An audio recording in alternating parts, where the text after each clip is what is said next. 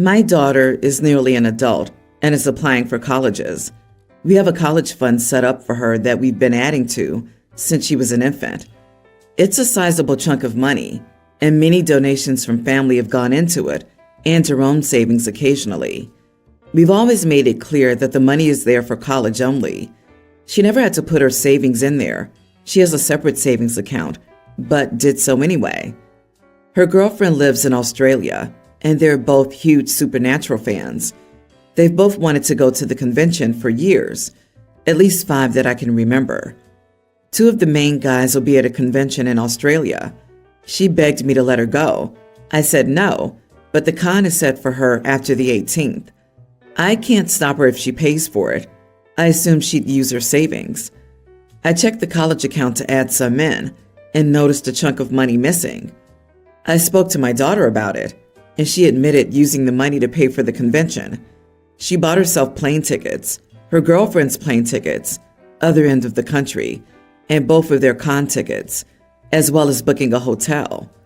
The con is for 3 or 4 days, but she plans to stay for a couple of weeks and make a vacation out of it.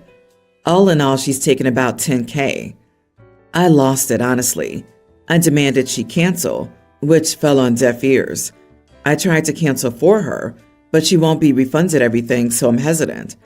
She's insisting that it's her money and she can do what she likes with it. She claims she still has enough for college, and this is a once-in-a-lifetime experience. I believe this has shown her extreme immaturity and inability to manage her future and money. I'm so furious that she would go and do this. I told her that she could say goodbye to the rest of her college fund and have locked the account.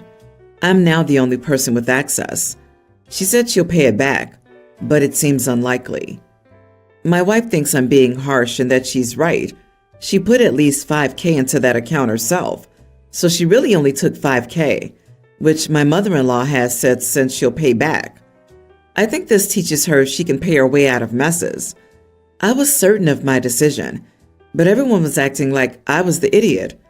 She's a teenage girl, and her entire life shouldn't revolve around college. I'm still uncertain, so here I am. Am I the idiot? I say not the idiot if you make her pay back the $5K. I don't think she should have had access to withdraw from the funds in the first place, but I guess it was set up in her name and could be withdrawn from at 18. The money was set aside for school, not just for whatever she wanted. I think the rest should stay for school. She's only lost the privilege of unrestricted access to the account. Also, make her pay back any tax penalties that may be incurred due to the funds not being used for college, if this is a proper 529 and not a general savings account. I can't help but note that you, the responsible adult, didn't set up the account with the withdrawal protections you could have. You should have been wise enough to know that a team with free access to that pile of cash shouldn't have access to it without any limits. That in no way excuses your daughter, but it does mean that you should have had more foresight into the folly teens can do. This is the way to go. Never trust kids with the money for college. Pay for it yourself. True story. My brother-in-law pretended he was going to college for almost 3 years and spent the money God knows where. It must have been about 10,000 euros. His mom works in Italy and sent the money from there. So instead of any repayment schedule where she puts the money back into the fund, you'll just screw over her future by withholding all of her college funds? You'll show her who's boss by making her take out student loans that burden and drain her for the next 30 years, even though it's completely unnecessary. And that's only if your draconian response doesn't push her to forego college entirely. Is that good fathering? You're teaching her that there's no point in trying to make good on anything she might have done wrong. After all, there's a perfectly reasonable way out of this, and you're going nuclear for no good reason. You are the idiot, dude. You're being way too unreasonably harsh. But if you want to be one of those parents who end up posting "woe is me" on forums for parents whose children went no contact the moment they left, you're doing great. I, 21 male, have a girlfriend, 25 female. We've been together for 9 months, and the relationship is great. I'm a very chivalrous person, opening doors, walking by the road, giving her my jacket when she's cold, taking her out on dates and such. Recently, I've noticed that she's picked up the habit of intentionally leaving her jacket behind and asking for mine, and not packing ballet flats when we go out. Because of this, I always give her my jacket and shoes when we go out, so I'm cold and barefooted. I would have been carrying her instead, but I have back issues, and putting any form of pressure on my back is not advised. I asked why she stopped bringing those along, and she said she can't find her ballet flats, and she keeps on forgetting her jacket. To avoid this happening again, I bought her a new pair of flats and keep them in my car. It's been raining the past few days, so the weather's been colder than usual. 2 days ago, we went on a date again, and before we left, I reminded her several times to pick up a jacket in case it started raining. Just as we were about to leave, I asked her one more time to pick a jacket, and she said she had it in the car. Fast forward to our date, we were taking a walk when she said her heels were hurting her feet, and she was feeling cold, so she wanted my jacket and shoes. Mind you, it rained a bit while we were on our date, so the grass was wet and muddy. I told her to wait for me on a bench, so I quickly grabbed her shoes and jacket from the car. She was hesitant and insisted she wanted mine, but I told her that hers was in a car, so I'll just grab it so we can both be comfortable. Turns out she had no jacket in the car. I was obviously annoyed at this point, so I called her to come to the car and that we were going home. She was mad at me and said that I was petty for ending a date because of a common jacket. I told her that wasn't the issue, that it was the fact that she had lied about picking up a jacket. Yes, I would have been frustrated if it was a mistake again, but when I realized she did it on purpose, I refused to give in. So, am I the idiot? Not the idiot. It's not just about a jacket and shoes. It's more than that. Selfishness and a lack of care for you, not a good basis for the relationship. If it was a one-time thing, fine, but she actually plans for you to be cold, barefoot, and uncomfortable for her precious convenience. Dump this uncaring brat. Agree. She needs to grow the heck up. A jacket is one thing, on occasion, not all the time, but expecting you to go barefoot so she can wear your shoes because she's either too lazy or manipulative to bring a backup is revolting. She gets off on you sacrificing for her, and it's some pathetic childish high school behavior. Find a girlfriend who has enough sense to bring her own jacket when it's cold, or appropriate shoes for certain occasions, and get rid of this childish woman. My sister is 18, and I'm 26. She's in college and moved out of our parents' house in June. Since then, my sister's gotten a bunch of tattoos. I'm cool with that, but she knows our parents are not, and she decided she was going to flaunt them all at my wedding for the first time, knowing our parents would react badly to them. She didn't stop there, though. She went up to a few anti-tattoo family members and was gloating about getting them too. It ended up in a fight between her, our parents, and a few extended family members. My sister was smirking the whole time. She was so glad she couldn't get under our parents' skin. She never told me a thing about it either. The fighting was so distracting, and she approached me at one point during the reception and asked me why I wasn't standing up for her and talking to her. I was mad. I admit, I was angry. She could have shown them the day before the wedding and let everyone get it out, but she wanted to make sure more people saw and made a bigger scene over it. I kicked several members of the family out of the wedding because they couldn't behave, and I pretty much ignored my sister. She realized this a few days ago and started texting me, asking why I wasn't texting her and why I was being so weird. I ignored her text because I wasn't ready to talk, but she decided to show up Sunday at my house and ask me why. She told me I was treating her like she did something wrong. I told her she did. She knew our family would react badly, and she used my wedding day to have that fight. I told her she had so much time to tell them and let things happen, but she waited so she could take so much attention away from my husband and me on our wedding day. I said the fighting was distracting for so many people. The tension was palpable, and she knew what she was doing. I told her she made me regret inviting any of them, and that included her. She told me I should be mad at our family, not her, that they were always the ones who did the wrong thing. She brought up how once she was born, I was brushed aside, and how it wasn't her fault, but it showed why I should only be mad at our family. I told her she didn't get to draw so much attention to herself intentionally and expect me to be okay with it when it was supposed to be my wedding. You know, one of the happiest days for a couple. She started yelling, telling me I was punishing and blaming her unfairly, and she thought I understood our parents sucked, etc. She sent me several texts yesterday saying I was unfair to her.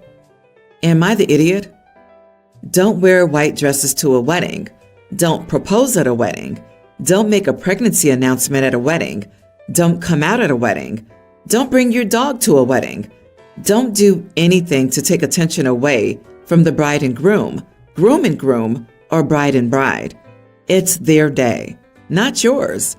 Not the idiot. Your sister was the only person you needed to kick out of the wedding. She started all the unnecessary drama. But what if my dog is invited and I'm the plus one? Imagine getting tattoos with the purpose of making your family angry. She knew exactly what she was doing and how it would play out. It doesn't excuse the behavior of the family members, but she's 100% the idiot. She chose to antagonize family on purpose at your wedding. Actions have consequences. It's not my fault they gave me more attention when I was born. Be mad at them only, even though I pulled a major attention-seeking stunt at your wedding. OP, your sister is spoiled and rebellious and all about herself. You should have given her an analogy that she could understand, something that would have affected the attention on her for her to understand. She's so focused on her issues, she won't see why you're upset. My friend of about 17 years, Delilah, 37, female, had a very problematic childhood. She barely went to school because her only parent was addicted to substances, among many other problems. I don't know how she slipped through the system for so long, but she was pretty much a lost cause by high school because of how little discipline she had. At 23, her dad died, and due to the manner of death, Delilah won a large sum of money. Once she got that money, Delilah chose to go to a community college. She learned to love learning and had so many interests she never knew about that she went to several schools in most of her 20s and came out with several degrees. So my view, I've held my tongue on her wasting so much money on school. If it were my money, I'd want to save it or explore, then get a degree, not go head first. She has 6 degrees, and to me, it's just silly. The real kicker is my husband is an engineer and makes more than she does, despite all her side jobs and projects. We were visiting her, and she mentioned how she wanted to study history and take a class or two online for fun. I laughed and asked if any of her inheritance was still even left. She said that shouldn't be my concern. I admitted it was ridiculous. She could have just bought a nice house with that money instead of blowing it on degrees that she doesn't even use. She told me all her degrees served a purpose. She loves what she does now and loves learning because she was deprived of it as a child. She told me she wouldn't defend herself to someone who didn't grow up in a similar situation. My husband told her to calm down. Everything's now awkward, and I'm unsure if I need to apologize. Am I the idiot? Oh my goodness, you are the idiot. You sound incredibly jealous. I wonder if all this hate and jealousy stems from the fact you didn't get to attend school after high school.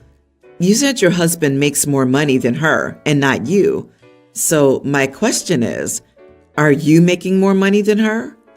It doesn't matter if she spends her money on drugs or spending it on nothing but shoes and electronics, because guess what? It's her money, and she can do as she pleases with it. What kind of person thinks it's their place to say something like that? You sound miserable and judgmental. OP absolutely needs to apologize. Is she unemployed and homeless? No, she's living life the way she wants. paying the bills and learning the things she wants to learn. It sounds like she's had an awesome life and is making the most of her money in the way that's best for her. You're not her. People have different priorities. Do better. You're failing as a friend. I love how OP mentions her husband's degree and salary, but not her own. She's trying to claim her husband's success as her own. I guess hers isn't much to envy, so she's jealous that her friend got to do what she wanted with her life. You and your husband deserve each other. I can't imagine how insufferable you both are if he told her to calm down after explaining why she's loved her life and finds enjoyment from, gasp, education. You are the idiot, and God have mercy on your petty soul. Guys, this is not 1 degree, or 2, or 3. It's 6. We can all agree that, money or not, getting 6 degrees is pretty ridiculous, especially when there are so many resources out there for learning without an official course. I have a cousin like that. She has 4 degrees, and my parents and I certainly roll our eyes about it occasionally. I would not have blown that much money getting 6 degrees, but that doesn't matter because she's not you or me. You shouldn't have said anything. I, 30 male, live in a major city with my long-term girlfriend, 27. My girlfriend and I live together in a major city to share the cost. I only mention this to provide some information about how much rent cost. While we were both working, I paid 60% of the rent and she paid 40%, with the agreement that I would pay for all dates because I make 30% more than she does.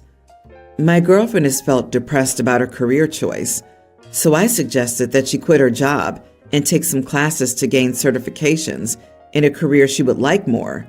I agreed to pay rent, utilities, pay for her classes, and give her some spending money, $300 a month. I'm lucky in that I work at a good job, so I can eat breakfast, lunch, and dinner for free at work. I've also worked on additional projects so that I can work more hours to support both of us on my salary alone. For the last 6 months, I've clocked in 60 plus hours a week. When we were both working, we split chores 50-50. However, I find myself burning out during the week and unable to clean, and on the weekends, she wants to spend Saturday on dates, with us cleaning on Sunday together.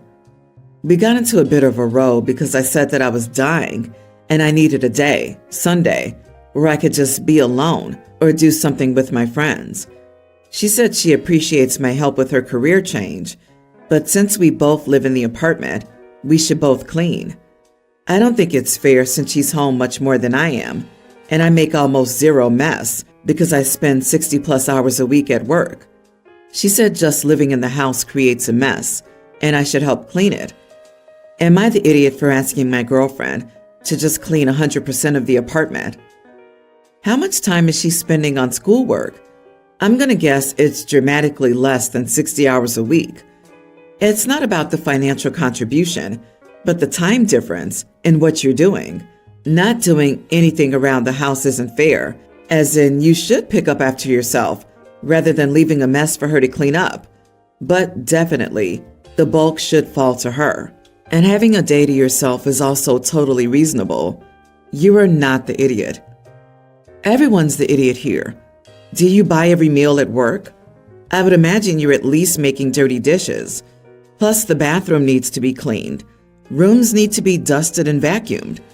I agree she should do the vast majority of the cleaning, but you're absolutely making more of a mess than using towels.